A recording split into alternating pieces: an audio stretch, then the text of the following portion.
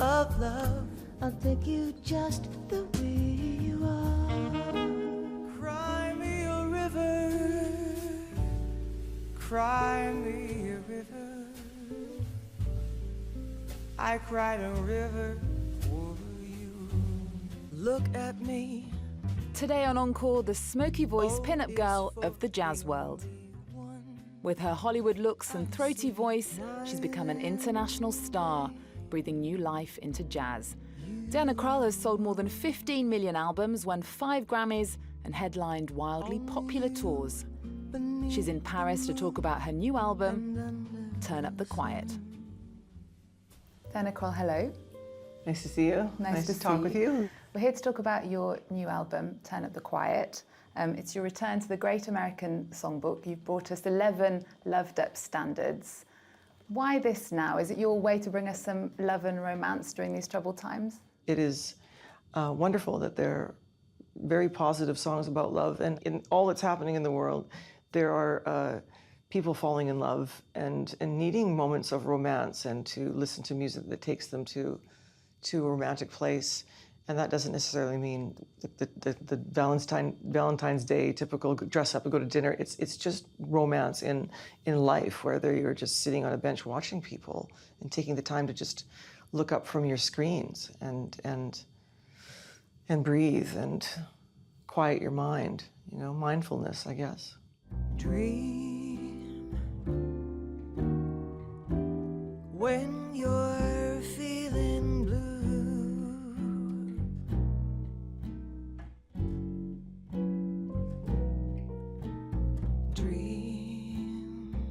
A happy album, but also a sad album. Your 13th that you did with your producer, Tommy LiPuma, who passed away before it was released.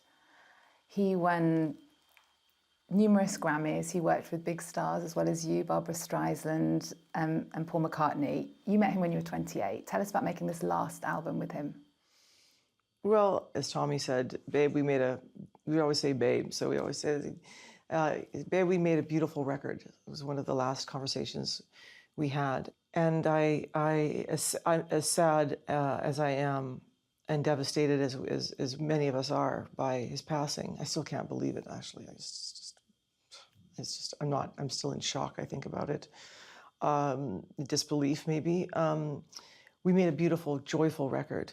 That's how I look at it, you know. You've expressed support in the past for collaborations like that of Tony Bennett and Lady Gaga, who sing songs from the Great American Songbook, and Bob Dylan as well. What do you think of his new album? I love Bob Dylan's record.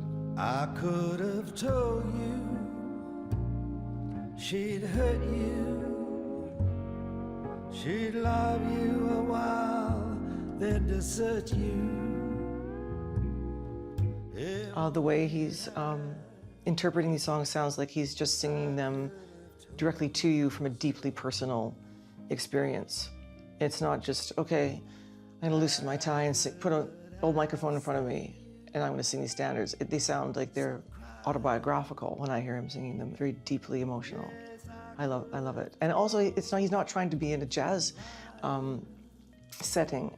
He's within his band, and there's no piano, which is what makes it unique. Another artist I wanted to talk about with you is Nat King Cole, a pianist who drew critical heat for his transition from jazz to pop. He was an artist as well as an entertainer, a bit like yourself. When you started out, you used to play piano in bars. Is that where your heart is? Are you an old-fashioned entertainer, really? I never considered myself an entertainer because for a while I didn't even speak at all on stage. I was criticized heavily for that I was called the Ice Queen. I was just terribly shy. And there are times when I do speak and there are times when I don't. But I'm not an entertainer like I would like to be. Like, to me, Sinatra, Dean Martin, Michael Bublé, who is just the ultimate entertainer and also honors this music so well in the way he performs it. Those people that I admire. But I have to work very hard at that. But Nat King Cole, great pop singer and a great jazz pianist. You're one of the world's most popular jazz singers, but when I was reading interviews and watching reports about you over the years, one of the first things that people seem to mention is your blonde hair. you're what you wear, and often it's always that before the music. I mean, we're in 2017 now. Isn't that ridiculous? It made me quite annoyed. I was just reading an article that somebody sent me from an earlier article in a Canadian newspaper, the Globe and Mail, when Look of Love came out. And the article is quoting, a lot of jazz critics saying that, doing this record, Look of Love, the time Look of Love came out, was doing me sort of a disservice, that it was taking me away from my jazz roots and putting me with strings, and then, oh my God, I'm wearing Jimmy Choo heels and a strappy dress, and it was such a kerfuffle, and I look back on it now and I think, gosh, but now the current Globe and Mail article is not that. It is about the music. I was really pleased to read that, and so I'm coming into a time in my life where, with this record in particular, I'm not having to defend my record cover. I'm not having to defend what I'm wearing, my choices, whether I work with strings, whether I'm playing piano or not, whether I'm doing. This is the first time in a long time where I'm able to talk about the music. So I guess that was my point, was looking back. At that time, like I said, the absurdity of just getting kind of a hard time for that, and now where I'm freer than I've ever been as a woman and an artist. Not everybody's going to agree with what I wear or some album covers, but ultimately you have to express yourself the way you feel at the moment, and the integrity is intact. So do you think being a babe, having commercial success, is less of a problem these days then for jazz puritans than it used to be? I don't even think about it. The age I'm at, you just have to kind of, well, this is what I do. I play okay. I play pretty good piano. I sing the way I sing, and do the best I can. I was listening to an interview with Jim Parsons, who was saying, I feel better now that I'm older, but why does your body have to fall apart? So, I take better care of myself, and, for my children, I have a different life now. My priorities have changed. I want to look nice. I like clothes. I like fashion. I'm interested in all those things, and that has, like I said, that has nothing to do with the way I interpret Cole Porter. Crazy for trying, crazy for crying, and I'm crazy for loving you. Your husband is also a musician, Elvis Costello. Yes. How much do you give each other feedback? How much do you talk about the music? We talk about the music a lot. We talk about different kinds of music. We talk about our children. We talk about life. One of the greatest moments of the day is when we're all sitting around the dinner table, and the ritual is to put a record on, whether we have vinyl, and I have a 78. But dinner time is usually, I can't get up and wind up the gramophone and put on another record. So we usually put a record on, and then we all sit around and talk. So sometimes we'll put on the Beatles, or we just got a George Harrison. And it's incredible to hear the conversation with our sons asking their dad about, what was it like working with Paul McCartney on Flowers in the Dirt, or being curious about that time with the Beatles and Elvis's perspective. So. And your twin boys are 10 now. Yeah, they're 10, yeah. You took them on tour the first time when they were 6 months old. Mm-hmm. You're about to go on tour in June until October, I think it is. Will they come? Well, right now, our children are going on tour with their dad, because Elvis and I are both on tour at the same time in June. So we're going to meet in New York. And music, marriage and motherhood, how hard or easy is it to balance all of those? Well, I could ask you the same question. Ask anyone. Ask anyone who is just a parent. It's an incredible time.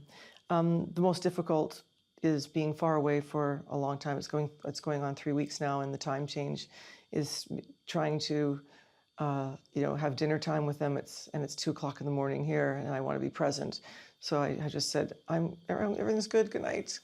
And they're okay. Thank God for FaceTime. We have that. But I'm ready to be with them. But I'm enjoying what I'm doing. It's just finding the balance. You've met Barack Obama, and you've met the first man on the moon, Neil Armstrong.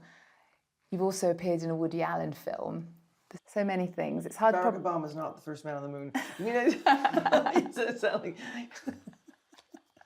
I bet Barack Obama. Yeah, well, the way you said, I know, you said, you bet Barack Obama the first man on the moon. And I went, wait a second, but Barack Obama and Michelle Obama and Neil Armstrong. And Neil Armstrong. Yes, the first man on the moon. You gotta laugh. You've also been in a Woody Allen film. So many things. Yes. It's hard to pick a favourite moment, but just tell us about something that's really stuck with you. All three of those things. I had great experiences playing at the White House with Barack Obama and Michelle Obama. Very, very inspiring time. Meeting Neil Armstrong was my hero for many years, and also Michael Collins, as I'd read books Carrying the Fire, and I've always had a passion for, I always wanted to be an astronaut when I was a kid, and working with Woody Allen, it was amazing to watch him, to watch Woody Allen direct, and to be in the film, which I still haven't really seen. But I've had lots of tremendous experiences with my children, and we all went as a family to hear Paul McCartney in Vancouver, and that was pretty great for to see us all together, and all together now. And yeah, I'm just lucky. Well, thank you. Thank you very much, Eve. Really pleasure talking with you. It must have been moonlight.